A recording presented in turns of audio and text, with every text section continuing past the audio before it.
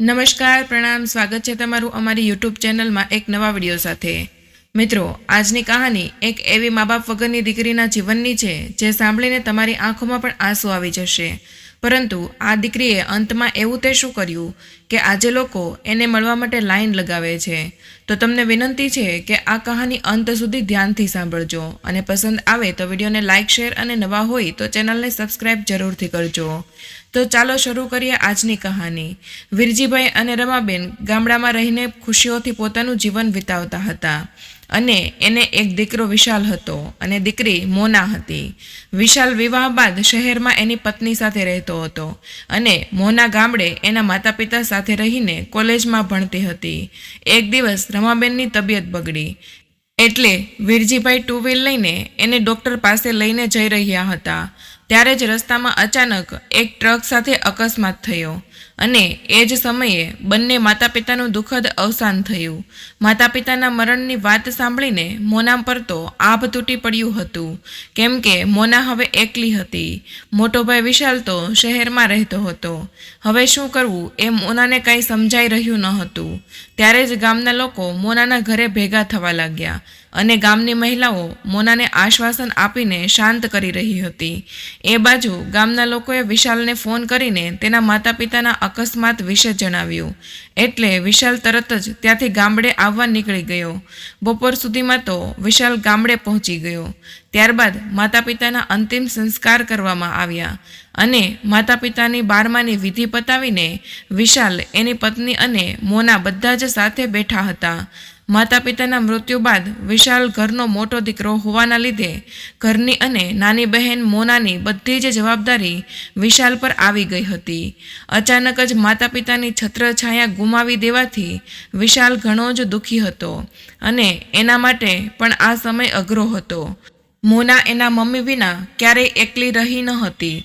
જ્યાં જવું હોય ત્યાં તેની મમ્મી સાથે જ જતી હતી। માતા પિતાના અંતિમ સંસ્કાર ગામમાં જ કરવામાં આવ્યા હતા એટલે ત્યાં જ એને 15 દિવસ નીકળી ગયા હતા। મોના કોલેજના પ્રથમ વર્ષમાં હતી અને હવે એના અભ્યાસ અને વિવાહની જવાબદારી તેના ભાઈ વિશાલ પર આવી ગઈ હતી। હવે વિશાલ એની બહેન મોનાને લઈને શહેરમાં આવી ગયો, કેમ કે ગામડે બહેન એકલી રહી ગઈ હતી। ગામડાથી શહેરમાં આવ્યા બાદ વિશાલે નોકરીએ જવાનું શરૂ કરી દીધું, પરંતુ મોનાના અભ્યાસ વિશે ઘરમાં કોઈ વાત નહોતું કરી રહ્યું। મોના તો એના માતા પિતાના અચાનક અવસાનથી હંમેશા દુઃખી રહેતી હતી, કોઈની સાથે વાત પણ નહોતી કરતી અને આખો દિવસ તેના રૂમમાં એકલી બેસી રહેતી હતી। આવી રીતે 15 દિવસ વીતી ગયા અને મોનાને એવો વિચાર આવ્યો કે મારે મારો અભ્યાસ તો પૂરો કરવો જ પડે। હવે ભાઈ પર બધી જવાબદારીઓ છે અને મારે ભણીને સારી નોકરી કરીને ભાઈની મદદ કરવી જોઈએ। પરંતુ આ બાજુ એના ભાઈ અને ભાભીના વર્તનમાં બદલાવ આવ્યો। આવી ત્યારે એના ભાભીએ કહ્યું કે મોના, હવે માતા પિતા નથી રહ્યા અને તારી જવાબદારી અમારા ઉપર છે અને અત્યારે સમય ખૂબ જ ખરાબ છે અને તું છોકરીની જાત છો એટલે તારે હવે કોલેજ જવાની કોઈ જરૂર નથી। મારી સાથે ઘરે રહીને ઘરનું કામકાજ શીખવામાં ધ્યાન આપ। આખરે વિવાહ બાદ ભણતર કરતાં ઘરના કામકાજની વધારે જરૂર પડશે। આવું સાંભળીને મોનાને દુઃખ તો થયું, પરંતુ એ કંઈ પણ બોલ્યા વિના ભાભીની વાત માનવા માટે મજબૂર હતી અને ત્યારબાદ મોનાએ કોલેજ જવાનું છોડી દીધું। ભાઈ ભાભીને અભ્યાસ છોડાવી દીધા બાદ જ શાંતિ મળી અને થોડા દિવસ બાદ એની ભાભીએ વિશાલ સામે મોનાના વિવાહ કરવાનું રટણ શરૂ કરી દીધું। ભાભીએ એની ઉપર અચાનક આવી પડેલી મોનાની જવાબદારીથી છુટકારો મેળવવા માંગતી હતી એટલે ભાભીએ વિશાલને કહ્યું કે કોઈ સારો છોકરો શોધીને મોનાના વિવાહ કરાવી દઈએ। આમ પણ આપણે તમારી બહેનની જવાબદારીનો બોજ ક્યાં સુધી આપણા માથે લઈને ફરતા રહીશું। ત્યારબાદ થોડા દિવસોમાં જ એક છોકરો શોધી લીધો, પરંતુ એ છોકરા વિશે અથવા તો એના ઘરના સભ્યો વિશે કોઈ પણ પ્રકારની જાણકારી લીધા વગર જ સીધા ઘરે બોલાવી લીધા અને સગાઈ વિવાહ બધું જ એક સાથે નક્કી કરી નાખ્યું। છોકરો મોના કરતાં 6 વર્ષ મોટો હતો। આ જાણતી હોવા છતાં પણ મોનાએ મૂંગા મોઢે ભાઈ ભાભીનું માન રાખવા માટે વિવાહની હા પાડી દીધી। થોડા દિવસની અંદર જ સગાઈ અને વિવાહ કરી દેવામાં આવ્યા અને નીરજ નામના છોકરા સાથે મોના એના સાસરે આવી ગઈ। નીરજનું ફેમિલી જૂનું વિચારધારાનું હતું અને એ બધા લોકો નિયમ પ્રમાણે ચાલવામાં વધારે માનતા હતા. મોનાના સાસરિયામાં પતિ સાથે સાસુ સસરા હતા. એ એના પિતાજી તરફથી વારસામાં મળેલો કાપડનો વ્યવસાય સંભાળતા હતા. અને એક નણંદ હતી કિંજલ, જે ઉંમરલાયક થઈ ગઈ હતી અને એના માટે કોઈ સારો છોકરો શોધી રહ્યા હતા જેથી એના વિવાહ કરાવી શકાય. મોના પરણીને આવી ત્યારથી તેના ઉપર અમુક નિયમો લાદી દેવામાં આવ્યા હતા. એ સવારથી મોડી રાત સુધી ઘરના કામકાજ કરતી રહેતી, પરંતુ ઘરનું કોઈ પણ વ્યક્તિ એને ક્યારેય મદદ નહોતું કરતું. રસોઈ, કપડાં, વાસણ અને ઘરની સફાઈ લઈને નીરજ માટે રોજ કપડાં ઇસ્ત્રી કરીને તૈયાર રાખવાના. અને એના સસરાના કાપડની દુકાન નજીક હોવાથી એ જેટલી વાર ઘરે આવતા એટલી વાર ચા બનાવી આપવાની. આટલા બધા કામ કરવા છતાં પણ એના સાસુ એની સાથે ક્યારેય પ્રેમથી વાત જ પણ ન કરતા અને એના કામમાં ખામીઓ કાઢતા રહેતા. ઘરના બધા જ સભ્યો જાણતા હતા કે મોના જરા પણ આરામ કર્યા વગર આખો દિવસ ઘરનું બધું જ કામકાજ કર્યા કરે છે. પરંતુ આ ઘરના લોકો તો મોનાને હંમેશા એક નોકરાણી જ સમજતા હતા. પક્ષમાં ક્યારેય કોઈ ન બોલતું હતું. એક દિવસ મોનાની નણંદ હોલમાં બેઠી બેઠી શેકેલી સિંગ ખાઈ રહી હતી અને એના છોતરા નીચે ઊંટ ફેંકી રહી હતી. મોનાના સાસુ પાડોશમાં ગયા હતા ત્યારે જ મોનાના સસરા અને નીરજ અચાનક મહેમાન સાથે ઘરે આવ્યા. એમણે ઘણી બૂમો પાડવી છતાં દરવાજો કોઈ ન ખોલ્યો. ત્યારબાદ નીરજ પાછળના દરવાજેથી અંદર આવ્યો અને આગળનું બારણું ખોલ્યું. ત્યારે એનું ધ્યાન નીચે નહોતું. એના લીધે નીચે પડેલું કચરું એના ધ્યાનમાં ન આવ્યું અને ઘરના હોલમાં ફેલાયેલો કચરો જોઈને એના સસરાને ખૂબ જ ગુસ્સો આવ્યો. નણંદની નજર તો ટીવી જોવામાં વ્યસ્ત હતી અને ટીવીનો અવાજ પણ ખૂબ જ વધારે હતો. ત્યારે જ નીરજે ઇશારો કર્યો, પરંતુ કિંજલના ધ્યાનમાં ન આવતા એણે રિમોટ લઈને ટીવી બંધ કરી દીધું. ટીવી બંધ થતાં જ એની નજર એના પપ્પા અને મહેમાનો પર પડી. એટલે કિંજલ કચરું સાફ કર્યા વગર જ ત્યાંથી ભાગી ગઈ અને જે મહેમાનો આવ્યા હતા તે કિંજલને જોવા આવ્યા હતા. મહેમાનો તો આ બધું જોઈને ચૂપચાપ ઊભા રહ્યા. ત્યારે નીરજ એની બાજુમાં રૂમમાં લઈ ગયો. ત્યારે જ મોનાએ હોલમાં આવીને ફટાફટ બધો જ કચરો સાફ કરીને ચા બનાવવા માટે રસોડામાં જતી રહી. સફાઈ થઈ ગયા બાદ નીરજ મહેમાનોને પપ્પા સાથે હોલમાં લાવી રહ્યો હતો. ત્યારે જ મોનાના સાસુ પણ પાડોશમાંથી આવી ગયા. છોકરાના પરિવારવાળા કિંજલને જોઈને જતા રહ્યા અને કહેતા ગયા કે અમે વિચારીને જવાબ આપીશું. મહેમાન ગયા બાદ મોનાના સસરાએ એના સાસુને ખૂબ જ સંભળાવ્યું કે તને સવારે હું કહીને જ ગયો હતો કે આજે મહેમાન આવવાના છે, છતાં પણ ઘરની હાલત કેવી કરી રાખી હતી. એમણે બધો જ ગુસ્સો મોનાના સાસુ ઉપર ઉતાર્યો. ત્યારે મોનાના સાસુ કહેવા લાગ્યા કે અરે, હું તો પાડોશમાં ગઈ હતી, મને તો ખબર જ ન હતી કે ઘરે મહેમાન આવ્યા છે. એટલે એના સસરાએ કહ્યું કે આજે તમારા લીધે મહેમાનો સામે મારી ઇજ્જતના ધજાગરા થઈ ગયા અને એ લોકો જતાં જતાં એવું કહેતા ગયા છે કે વિચારીને જવાબ આપીશું. કારણ કે એ લોકો સમજી ગયા હશે કે જે લોકો એના ઘરની સાફ સફાઈ પણ સરખી રીતે નથી કરી શકતા એ ઘરની છોકરીમાં કેવા સંસ્કાર હશે. મોનાના સાસુ પાસે આ વાતનો કોઈ જવાબ ન હતો. ઘણું બધું સંભળાવ્યા બાદ એના સસરા દુકાને જતા રહ્યા અને હવે મોનાના સાસુના મનમાં જે કાંઈ ગુસ્સો હતો તેનો શિકાર મોના બનવાની હતી. મોના રસોડામાં હતી એટલે એના સાસુ ત્યાં જઈને કહેવા લાગ્યા કે જોયું, તારા લીધે મારે આટલું બધું સાંભળવું પડ્યું. મહેમાનો સામે તો અમારી આબરૂના ધજાગરા થઈ ગયા. તું જ્યારથી પરણીને આ ઘરમાં આવી છો ત્યારથી જ ઘરની પનોતી બેસી ગઈ છે. ઘરમાં બધા જ કામો બગડે છે, કોઈ કામ સારી રીતે પાર નથી પડતું. હજુ તો મોના બોલવા ગઈ કે એ કચરો તો કિંજલ દીદીએ ફેંક્યો હતો. એટલામાં તો એની સાસુ વધારે ગુસ્સો કરીને કહેવા લાગી કે ભૂલ તારી છે અને દોષ મારી દીકરીને આપે છે. તું જ પનોતી છો. મારી દીકરી અને તારા વચ્ચે જમીન આસમાનનો ફરક છે. મારી દીકરી તારી જેમ પનોતી નથી. આવી રીતે એના સાસુએ મોનાને ઊંચા અવાજે ઘણું બધું ખોટું ખરું કહી દીધું. ત્યારબાદ મમ્મીનો આવો ગુસ્સાભર્યો અવાજ સાંભળીને નીરજ પણ ત્યાં આવી ગયો અને પૂછવા લાગ્યો કે શું થયું છે. એટલે એની મમ્મીએ વાતને વધારીને નીરજને ગુસ્સે કરવા મજબૂર કર્યો અને નીરજે મોનાને લાફો મારી દીધો. એટલે મોના નીચે પડી ગઈ અને નીરજ કહેવા લાગ્યો કે તારે અહીં ઘરમાં રહેવું હોય તો અમારા નિયમો પ્રમાણે રહેવું પડશે અને ન રહેવું હોય તો તારા ભાઈ ભાભીના ઘરે જઈ શકે છે. પતિના આવા શબ્દો સાંભળીને મોનાની આંખોમાં આંસુ આવી ગયા અને નીરજના આવા શબ્દોથી એને ખૂબ જ દુઃખ થયું. ઘરનું કોઈ પણ વ્યક્તિ એના પક્ષમાં બોલવા અથવા તો નીરજને રોકવા માટે તૈયાર ન હતું. હવે તો મોના સાથે આવું ઘણી વાર થવા લાગ્યું હતું, પરંતુ તેના સસરા પણ એના પક્ષમાં એક શબ્દ પણ નહોતા બોલતા. આ વખતે નીરજે એના પર હાથ ઉઠાવ્યો. એ મોનાથી સહન ન થયું એટલે એણે એના પિયર એના ભાઈ ભાભીના ઘરે જતું રહેવાનું નક્કી કર્યું. ત્યારબાદ મોના એના રૂમમાં ગઈ અને કપડાં પેક કરીને એક આશા સાથે પિયર જવા નીકળી ગઈ કે મારો સગો ભાઈ તો મારી સાથ આપશે. મોના એના ભાઈના ઘરે પહોંચી. ત્યાં જ તેના ભાભીએ ચોંકી ગયા અને એની ભાભી તો ઘરના બાવણે જ ખરું ખોટું સંભળાવા લાગી કે સાસરિયામાં ઝઘડો કરીને અહીં આવી પહોંચ્યા. અરે, ક્યાં સુધી અમારા ઉપર બોજ બનીને રહેશો? હું પણ તમારી જેમ પરિણીત જ છું અને સાસરિયામાં જ રહું છું, પરંતુ તારી જેમ આવી રીતે ભાગીને પિયરમાં નથી જતી રહેતી.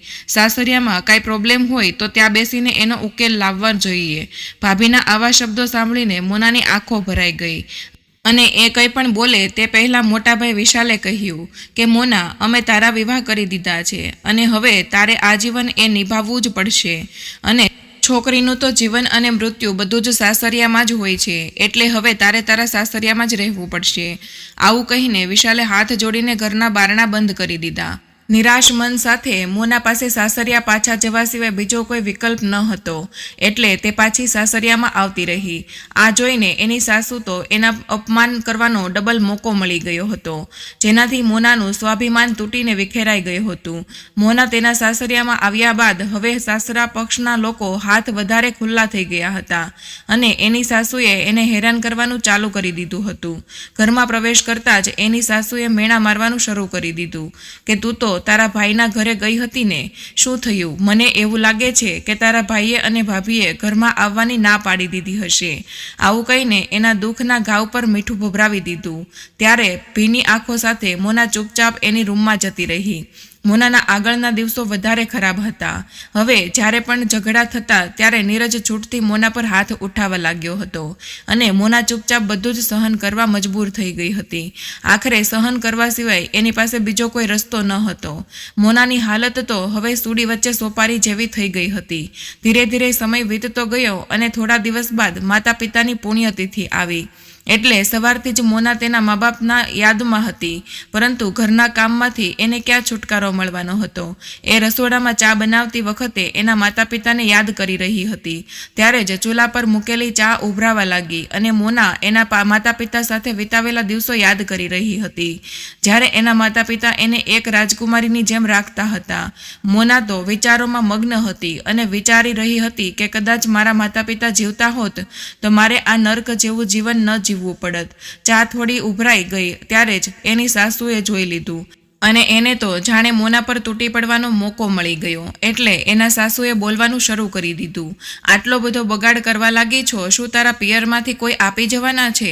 આ બધું મફતમાં આવે છે કે જેમ ફાવે એમ બગાડી રહી છો? સાસુના આવા કડવા શબ્દો સાંભળીને મોના કહેવા લાગી કે મમ્મી, આજે મારા માતા પિતાની પુણ્યતિથિ છે, એટલે હું એને યાદ કરી રહી હતી અને એના વિચારોમાં મારું ધ્યાન ભટકી ગયું હતું, એટલે ચા થોડી ઉભરાઈ ગઈ છે. મોના આટલું બોલી ત્યાં તો એની સાસુએ મહેણાનો ટોપલો ઠલવવાનો શરૂ કરી દીધો. તું તારા મરેલા મા બાપની યાદોમાં આંસુ વહાવી રહી છો અને અહીં અમારા ઘરનું કેટલું બધું નુકસાન થાય છે એ તને ખબર છે કે નહીં? અને આ નુકસાન કોણ ભરપાઈ કરશે? તું શું તારા મરેલા મા બાપ આ બધું આપી જવાના છે? આવું સંભળાવીને મોનાથી આ વાત સહન ન થઈ, એટલે એણે કહ્યું કે તમારે જે કહેવું હોય તે મને કહી દો, પરંતુ મારા માતા પિતાને શા માટે વચ્ચે લાવો છો?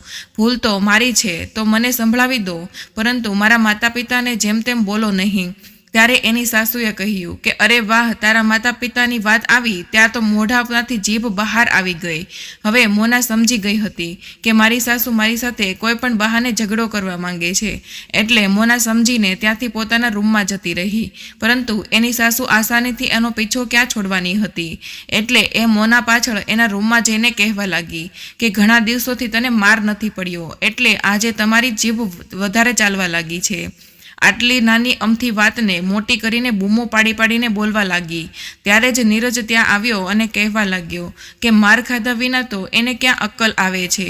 આમ કહીને નીરજ એની પાસે જઈને તેને મારવા લાગ્યો. ત્યારે મોના બેડ પર પડી ગઈ અને જ્યારે ઊભી થવા લાગી ત્યારે મોનાએ બેડ પર પડેલો બેલ્ટ લઈને નીરજને સામે ફટકારી દીધો. બેલ્ટનો માર પડતા જ નીરજના મોઢામાંથી ચીખ નીકળી ગઈ અને નીચે પડતા પડતા રહી ગયો. આ જોઈને એની સાસુ કહેવા લાગી કે હે ભગવાન, આ તું શું કરી રહી છો? તારા પતિ ઉપર હાથ ઉઠાવવા લાગી છો અને શરમ નથી આવતી તને? પરંતુ મોનાના હાથ હવે રોકાવાના ન હતા. એણે તો ખેંચી ખેંચીને નીરજના બરડા પર બેલ્ટ ફટકારી દીધા અને એની સાસુ એની રોકવા આગળ વધી ત્યારે મોનાએ એને પણ એક બે બેલ્ટ ફટકારી દીધા અને નીરજને મોનાના આવા વ્યવહારથી આશ્ચર્ય થવા લાગ્યું. ત્યારે જ એની સાસુ બૂમો પાડવા લાગી કે નીરજ, તું જલ્દીથી બહાર નીકળી જા. મને તો કંઈ ખબર નથી પડતી કે આજે આની અંદર આટલી બધી હિંમત ક્યાંથી આવી ગઈ છે. આવું કહીને બંને રૂમની બહાર નીકળી ગયા અને રૂમનો દરવાજો બહારથી બંધ કરી દીધો. નીકળીને ફોન કરીને એના ભાઈ ભાભીને બોલાવ્યા અને મોનાના આવા વર્તન વિશે જણાવ્યું. થોડી વાર બાદ એના ભાઈ અને ભાભી ત્યાં આવ્યા અને તે રૂમનો દરવાજો ખોલીને એને બહાર બોલાવવામાં આવી. હોલમાં બંનેના પરિવાર સામસામે બેઠા હતા અને મોના એકલી ઊભી હતી. રૂમની બહાર આવતા જ એના ભાઈ ભાભીએ એને કહેવાનું શરૂ કર્યું કે મોના, તું શું કરવા માંગે છે? શા માટે ઘરની આબરૂ ઉતારવા પર આવી ગઈ છે? તારા મા બાપ સાથે તું પણ અકસ્માતમાં મરી ગઈ હોત તો સારું હતું. કમસે કમ અમારે આવા દિવસો તો ન જોવા પડત. ત્યારે મોનાના સાસુ કહેવા લાગ્યા કે અરે, તમે સમજાવવાનું રહેવા દો અને તમારી સાથે લઈ જાઓ એને, કેમ કે એણે તો કેટલી ક્રૂરતાથી મારા દીકરાને માર્યો છે. મારા દીકરાના બરડા પર નિશાન પડી ગયા છે. મોનાનો ભાઈ તો જવાબદારીઓથી પહેલેથી જ છૂટવા માંગતો હતો અને હવે એ પાછી આવશે તો ફરીથી બહેનની જવાબદારી એના માથી આવી પડશે. એવું વિચારીને ભાઈએ બે હાથ જોડીને કહ્યું કે વેવાણ, હું મારી બહેનને સમજાવવા જઈ રહ્યો છું, શાંતિ રાખો. ત્યારે મોના બોલી કે ભાઈ, તમારે મને સમજાવવાની કોઈ જરૂર નથી. મારે આ જાનવર જેવા વ્યક્તિઓ સાથે નથી રહેવું અને ન તો આ હું પરિવારમાં રહેવા માંગુ છું. મારે છૂટાછેડા જોઈએ છે. આટલું સાંભળતા જ વિશાલના પગ ત્યાંને ત્યાં થંભી ગયા. પરંતુ તેની ભાભી કહેવા લાગી કે છૂટાછેડા લઈને તું ક્યાં જઈશ? અમારા ઘરમાં તો હું તને નહીં ઘૂસવા દઉં. ત્યારે મોનાએ ગુસ્સો કરીને જવાબ આપ્યો કે તું કોણ છે મને એ ઘરમાં આવવાથી રોકવાવાળી? આટલું સાંભળતા જ એની ભાભીનો ગુસ્સો સાતમા આસમાને ચડી ગયો અને બૂમો પાડીને કહેવા લાગી કે એ ઘર મારું છે અને એ ઘરમાં હવે તારો કોઈ હક નથી. ત્યારે મોનાએ કહ્યું કે એ ઘર તું તારા પિયરમાંથી લઈને નથી આવી.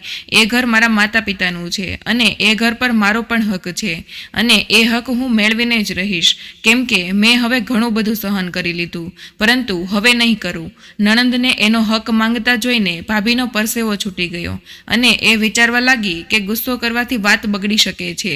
એટલે પ્રેમથી સમજાવવાનું નક્કી કર્યું અને એણે કહ્યું કે અરે મોના, દીકરી તો હંમેશા સાસરિયામાં જ શોભે છે અને તારા ભાઈ વેવાણ સાથે વાત કરતો કરી જ રહ્યા છે, એટલે બધું જ સરખું થઈ જશે.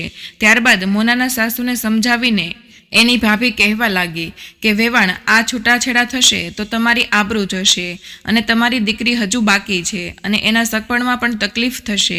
મોનાની સાસુએ આ વાત સાંભળી એટલે એ નરમ પડી ગયા અને કહેવા લાગ્યા કે હું ક્યાં ના પાડું છું, બધું વાત સમાધાન થઈ શકે છે. ત્યારે જ મોનાએ કહ્યું કે હવે મારે તમારા એકેયની સહાનુભૂતિની કોઈ જરૂર નથી અને મેં નક્કી કરી લીધું છે કે મારે છૂટાછેડા જોઈએ છે. મને મારા ભરણ પોષણનો હક જોઈએ છે અને એની સાથે જ મારા પિયરના ઘરનો મારો ભાગ પણ જોઈએ છે. આજ પછી હું કોઈ બીજાના સહારે રહેવા નથી માંગતી. હું આત્મનિર્ભર બનીને મારું જીવન મારી જાતે જ સુધારવા માંગુ છું. આટલું બોલીને મોના તેના રૂમમાં પોતાનો સામાન પેક કરવા માટે જતી રહી. સામાન પેક કરીને એ ઘર છોડીને જઈ રહી હતી. ત્યારે જ નીરજ એનો રસ્તો રોકીને ઊભો રહ્યો. ત્યારે મોના બોલી કે મારા રસ્તામાંથી હટી જાઓ, નહીંતર મારે પોલીસ બોલાવવાની ફરજ પડશે. પોલીસનું નામ સાંભળતા જ નીરજ ડરી ગયો અને તેના રસ્તામાંથી હટી ગયો. ઘરમાંથી બહાર નીકળીને એણે એની સોનાની વીંટી વહેંચીને એક વકીલ રાખ્યો અને સીધી જ પિયરના ઘરે પહોંચી ગઈ. મોના જાણતી હતી કે ભાઈ ભાભી ઘરમાં ભાગ આપવા માટે આનાકાની કરશે, એટલે એણે પોલીસને પણ બોલાવી લીધી હતી. એટલે પોલીસ અને વકીલને જોઈને ભાઈ ભાભીએ જાતે જ મોનાનો હક એને આપી દીધો. મકાનમાં ભાગ મળવાથી એના ભાગમાં 2 રૂમ આવ્યા. એમાં એણે 1 રૂમ ભાડે આપ્યો અને 1 રૂમમાં તે પોતે રહેવા લાગી. ધીરે ધીરે સમય વીતવા લાગ્યો અને મોનાએ હવે ટ્યુશન ક્લાસ શરૂ કરી દીધું હતું. મોના હવે બાળકોને ટ્યુશન કરાવતી હતી અને એની સાથે સાથે જ મોનાએ કોલેજમાં ભણવાનું પણ શરૂ કર્યું. આવી રીતે મોનાએ LLB પાસ કર્યું અને અત્યારે મોના એક ખૂબ જ સારી વકીલ તરીકે ફરજ બજાવે છે. તો મિત્રો, આજના સમયમાં મોના જેવી ઘણી બધી દીકરીઓ સાસરિયામાં અત્યાચાર અને અન્યાય સહન કરતી હોય છે. પરંતુ સહન કરવાની પણ એક હદ હોય છે. જ્યારે વાત સન્માન પર આવે તેવા સમયે તો ખોટું ક્યારેય સહન ન કરવું જોઈએ અને એનો સામનો કરવો જોઈએ. મોના કદાચ આવી રીતે આજીવન સહન કરતી રહી હોત તો આજે તે વકીલ બની ન હોત. ખોટું સહન કરશો તો લોકો તમને વધારે દબાવશે અને વધારે દુઃખ આપશે, કારણ કે એ લોકોને એવું સમજવા લાગે છે કે આપણે એને ગમે તેટલું દુઃખ આપીશું પરંતુ આ આપણી સામે નહીં બોલી શકે. પરંતુ તમે જો આવા સમયે એકવાર હિંમત કરશો ત્યારબાદ કોઈની એવી હિંમત નહીં થાય કે તે તમને દબાવી શકે. તો મિત્રો, આજની કહાની તમને કેવી લાગી કમેન્ટ બોક્સમાં જરૂર જણાવજો અને પસંદ આવી હોય તો વિડીયોને લાઇક, શેર અને ચેનલ પર નવા હોય તો ચેનલને સબસ્ક્રાઈબ જરૂરથી કરજો. મળીએ એક નવા વિડીયો સાથે. ત્યાં સુધી બધાને જય શ્રી કૃષ્ણ, જય શ્રી રામ. ધન્યવાદ.